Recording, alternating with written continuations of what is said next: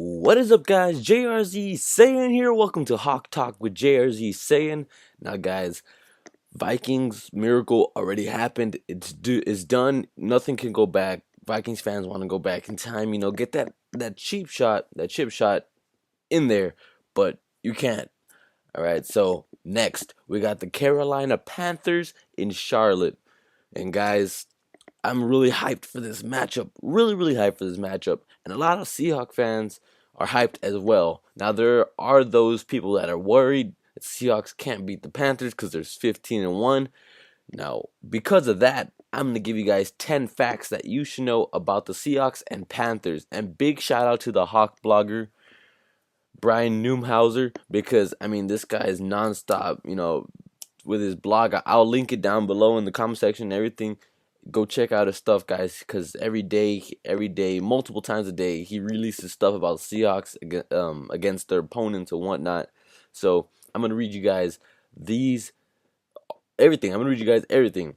All right. So nearly everyone I spoke to with today, including my own son, seems to be concerned about this Panthers game. I get it. They are 15-1. The Seahawks barely got by a lesser Viking squad and scored just points. Simple logic would tell you that Panthers would be heavily favored. Thankfully, football logic, which not a lot of people do have, is far more nuanced than that. And because of that, you guys are going to see these 10 stats. All right. The first stat is the Seahawks have played the Panthers 5 times in the last 4 years, and they're 4-1 in those games. The only one that we lost, guys, was this past game. Now, I knew most of these stats, but this is more for all you guys who don't know. So these two teams have played a lot in the last 4 years, pretty much like division foes. And the more relevant game is the one the Panthers played against us, right? And they beat us in the fourth quarter. We gave up the lead. And we seem to be their nemesis or their kryptonite because we are 4-1. Russell Wilson is 4-1 against Cam Newton. Remember that. Russell Wilson is 4-1 against Cam Newton, including postseason, that one win last year. All right. Carolina has played just 4 teams with winning records this year, and 2 of those teams were 9-7, which was Houston and Washington. So, as most people know, Carolina fans seem to say no, that they haven't played just trash teams, but they really have. And just to say this, they amassed 15 wins against any level NFL is an amazing accomplishment. But still, they've played the 4th weakest schedule in the league this year. Yep. Give Seattle 6 games against Falcons, Saints, Bucks instead of Cardinals, Rams, and 49ers, and give Carolina the NFC West, and the records will probably be switched, which is true. The best teams the Panthers played this year were the Seahawks, Packers, which those two are good teams, Texans, and Redskins, which are ass. Facing that kind of schedule and having to face a team that is talented in the playoffs, proving that Seattle in the playoffs is going to lead to a little catching up to do with your dad. So that's a huge difference, guys. The 4th weakest schedule in the league, and I've been saying this all year. They haven't played anyone that's worth mentioning other than us, which we gave up the lead, and the Packers, they had a soft defense as anyway. So, all right. The third fact: the Seahawks were without Bobby Wagner, Jordan Hill, Frank Clark, Jeremy Lane, Marcus Burley, and Brock Coyle in the first game. So yeah, we were without Bobby Wagner, so he's a huge part of the defense. We saw that last year during the Super Bowl run where we were missing Bobby Wagner and we were losing. So that was insane. We really need him. My bad. All right, so we missed 6 players last time, which is including All-Pro Bobby Wagner, starting corner Jeremy Lane because he was hurt from his broken arm. KJ Wright was forced to play middle linebacker. Kevin Pierre-Louis was starting at Wright's weak side spot. Yeah, so that was not very good. Brock Coyle is a key special teams player as well, so we needed him as well. All right, so fact number 4. Bruce Irvin has 7 sacks and 4-year career games against Cam Newton, including 2 sacks this year. So Bruce Irvin is like a kryptonite to Cam Newton. Yep. Over 25% of Bruce Irvin's career sacks have come against Cam Newton.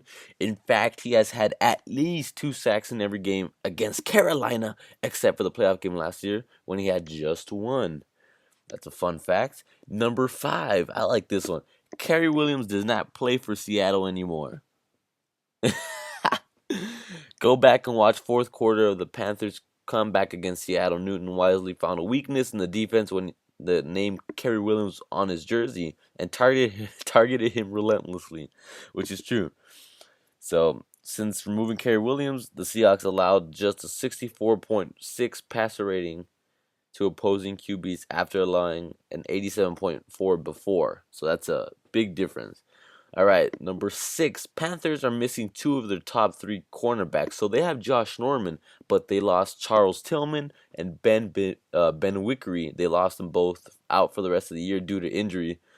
So that's not a help for them. They got Finnegan, my bad. They got Cortland Finnegan, who hasn't played football in a while, and they got Robert McClain to step in, which were both street free agents, not just free agents they're working out. They're street free agents.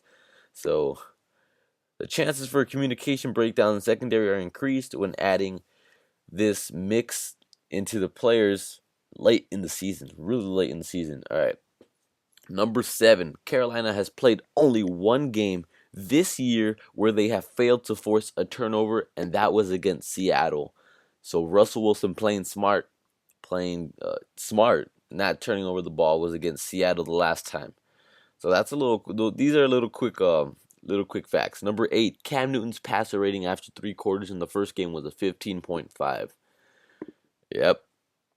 The man who was almost certain to win MVP trophy was 8 for 21, 38% for 170 yards, 0 touchdowns, and 2 interceptions through 3 quarters of the first game against the Seahawks. His career passer rating against Seattle, 71.5 with 5 interceptions, more interceptions than touchdowns, which is 4 touchdowns. Yes, he had a great fourth quarter picking on Williams, but it seems generous to assume that 1 quarter is better predictor than what we will see on Sunday in his 19 quarters than his other 19 quarters against Seattle.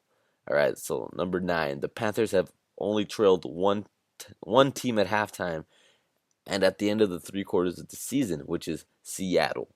I'm going to go ahead and go to the last fact. Carolina has faced just 1 top 5 defense and 1 top 5 offense this season. Who is that? The Seattle Seahawks. The last top 10 offenses to face the Panthers defense were the Giants and the Saints. The Giants scored 35 points while gaining 460 yards, and the Saints scored 38 points, totaling 334 yards. The last top 5 offense Seahawks played scored 6 points and gained 232, which was the Cardinals. And you cannot say, well, they weren't trying. They were trying really hard the first half because Carolina hadn't won the game, and they want a home field advantage. So, yes, they were trying, and we completely murdered them. But, yeah, guys, 10 facts. Those 10 facts really make this game really interesting, and it's not one-sided at all. If anything, we have the advantage going into this game, including the game we just played, guys. You need to remember the adversity we just went through does a whole lot for the team. So yeah, guys, those are 10 facts that you should know about the Seahawks and Panthers game. And remember, your friends will thank you for these facts. So yeah, guys, hope you have an amazing, blessed day. And remember, go Hawks. I'll catch you guys later. And I cannot wait for this weekend. Peace.